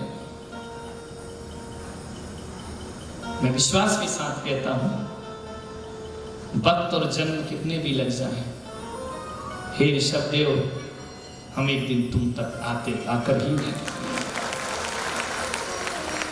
हम कभी नहीं कहेंगे कि भगवान तुम आओ। रोज पूजा में कहते अत्र अवतर अवतर तिष्ठ तिष्ठ ठाठा, मैं कहता हूं भगवान कभी नहीं आएंगे। और नाथ आदिनाथ तुम आना, लोग कहते हैं महावीर को फिर से आना चाहिए, ऋषभदेव को फिर से आना चाहिए, मैं पुलक सागर कहता हूं कभी नहीं आना चाहिए, इस धरती पर कभी नहीं आना चाहिए। मेरे ऋषभदेव मेरे भगवान तुम इस धरती पर आओ, ये पुलक सागर कभी नहीं कहेगा, जिसे गरज होगी वो चलकर तेरे पास आएगा। भगवान नीचे नहीं आएंगे, जिसको भगवान की गरज होगी खुद चल करके तेरे पास आएगा। मुझे गरज थी, मैं आ गया, सफर पूरा नहीं हुआ है, पथिक हूं, राही हूं, क्या हुआ? हर कोई सुपरफास्ट में सफर थोड़ी करता है, पैसेंजर भी है, हम तो पैसेंजर हो जाते हैं, पैसेंजर यात्री हैं, धीरे धीरे धीरे धीरे। हर पैसेंजर कौन होती है? हर छोटे मोटे स्टेशन पर रुक जाती है। सुपरफास्ट कौन होती है? जो 2-4 स्टेशनों पर रुकती है। पुलक सागर तो पैसेंजर है। ऋषभदेव वालों ने रोक लिया, यहीं खड़ी हो गई गाड़ी, दिवाली बाद चलेगी, खेरवाड़ा रुक जाएगी, आगे जाएगी डूंगरपुर रुक जाएगी। नारियल से पहले ही मैंने रियल कर दिया, टेंशन मत, तुम क्या नारियल चढ़ाओगे, मैंने पहले ही टिकट बनवा लिया, आ रहा हूं, टेंशन मत करो, जाऊंगा कहां? और भक्त बुलाए तो क्यों नहीं जाऊंगा? हम तो बिना बुलाए भी आ सकते हैं, क्योंकि कोई तुम अपरिचित थोड़ी। एक बात बताओ, बारात लेकर घोड़ी पर बैंड बाजे के साथ एक बार जाते हो कि हर बार बीवी को ऐसे ही लाते हो? बोलो तो डूंगर भर पालो, एक बार तो तुम ले गए, हर बार तो फिर ऐसे ही आना पड़ेगा। हर बार ढोलक लेकर थोड़ी आओगे बैंड बजाते, चले मत जाना, ये बल्लू क्या भड़काने जा रहा है। मेरे से कह रहा था कि नया वर्ष यही करोगे, जो भी आपको नारियल चढ़ाएगा मैं उसको भड़का दूंगा। इनका क्या भड़का देगा? बोले बोल दूंगा 50 लाख का खर्च है, अपने आप नारियल कैंसिल हो जाएगा और ये नया वर्ष यही रह जाएगा। बहुत बदमाश, लेकिन वो बदमाशी भी गुरु प्रेम में डूबी हुई बदमाशी, भक्ति में डूबी हुई है। माता सची की मायाचारी भी मोक्ष का मार्ग खोल देती है, और गुरुओं के प्रति बोला गया झूठ भी कल्याण का मार्ग खोल दिया। उसकी चाहत क्या है कि महाराज यहीं रहे, इसलिए मैंने क्लियर कर दिया कि वो जीनू के पास जाके बैठ गया, और हो सकता नारियल कैंसिल कराए, लेकिन पुलक सागर वह है। पिछीवाड़ा में अभी नागफड़ी में पंच कल्याण घबरा रहे हैं, महाराज को ला रहे हैं, कैसे होगा? अरे बेटा घबराते काहे क्यों हो? मैं तो वो हूं कि तुम कहो कमरे में पंच कल्याण कर दूं तो मैं कमरे में भी कर सकता हूं, और तुम कहो बड़े पंडाल में करो तो मैं वहां भी कर। नहीं तो सोची इतनी बड़ी कथा मैं इतने से प्रांगण में कर रहा हूं, बोलिए। नहीं तो मेरा नाम और मेरा सब देखो तो ये कथा यहाँ होना ही नहीं थी, कहीं और विशाल प्रांगण में होती। लेकिन मुझे कोई जरूरत नहीं है। मैं तो इतना सोचता हूँ कि ऑपरेशन थिएटर में एक ही पेशेंट काफी है डॉक्टर के लिए। ऑपरेशन थिएटर में भीड़ की जरूरत थोड़ी पड़ती है। भीड़ के भीड़ पेशेंट अंदर जाते हैं क्या? हमारा धर्म तो वो धर्म है कि कभी कभी वक्ता दो और श्रोता एक ही होता है। ऋषभ महावीर भगवान जब शेर की पर्याय में थे, समझाने वाले मुनि तो श्रोता कौन था? एक श्रोता दो वक्ता। तो कम से कम केशरियानाथ ने मुझे इतना तो आशीर्वाद दिया है कि एक वक्ता और 1000 श्रोता यहां पर बैठे। पहला मेरा यह प्रयास था कथा वाचन का। भगवान केशरियानाथ ने आशीर्वाद दिया और आप सबकी तालियां बताएंगे कि मैं सफल हुआ हूं कि नहीं हुआ। लोग कह रहे हैं कि ज्ञान गंगा से ज्यादा कथा अच्छी लगती है। अच्छा कहने के कई कारण होते हैं। ज्ञान गंगा में इन्वेस्टमेंट ज्यादा होता है, इनकमिंग नहीं होती है। कथा में इनकमिंग ज्यादा होती है। सबके अपने अपने अच्छा कहने के अर्थ हैं अलग अलग,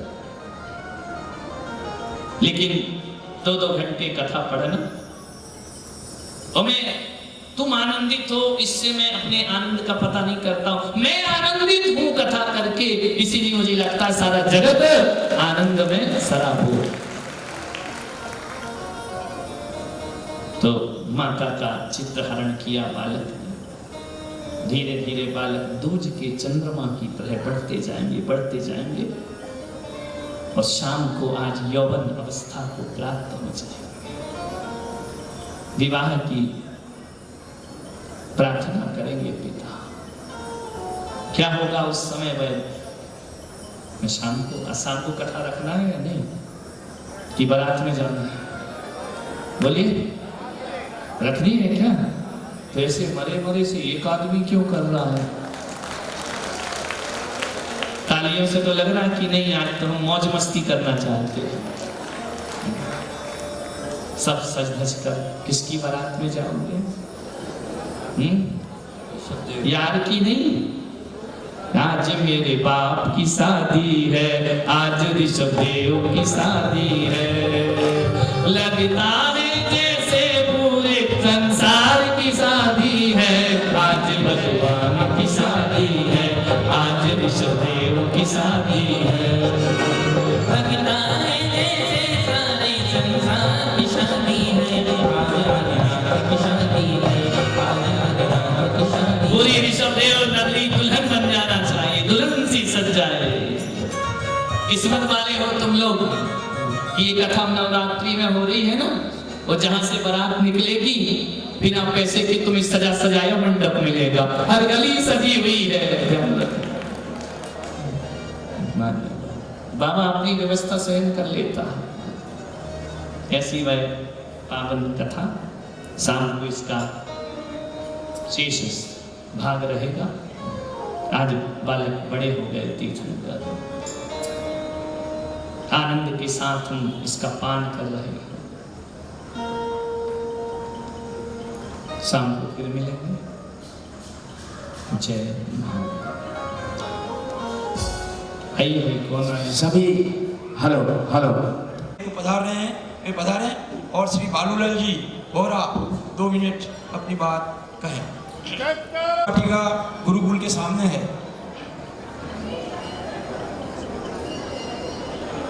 मंच पर आए, बाकी नीचे से मंगलम जैन धर्मोस्तु मंगलम देवल देवली मोलनागा दिना भगवान की जय। इतनी सारी शांति सागर जी महाराज से जो अमृतवाणी धरती है उसको पाकर हम धन्य हो जावे। यही इस कामना से हम सब डूंगरपुर समाज आपको चतुर्मास के बिहार के बाद डूंगरपुर के आप चरण पड़े, इन्हीं भावना लेकर हम आए हैं। एक मुझे बीच में बात और कहना चाहता हूँ कि आप पिंडरी नगरी में जो आज गति नगरी से जानी जाती है, उसमें जो हमारे आचार्य जयसागर जी मुझे कहते थे कि जो उछल करते थे वो सभी आज साधु बन के बैठे हुए हैं। तो आज पिंडरी नगरी गति नगरी के नाम से जानी गई है। उनके लिए भी मैं बहुत मुझे नमोस्त करता हूँ। नमोस्त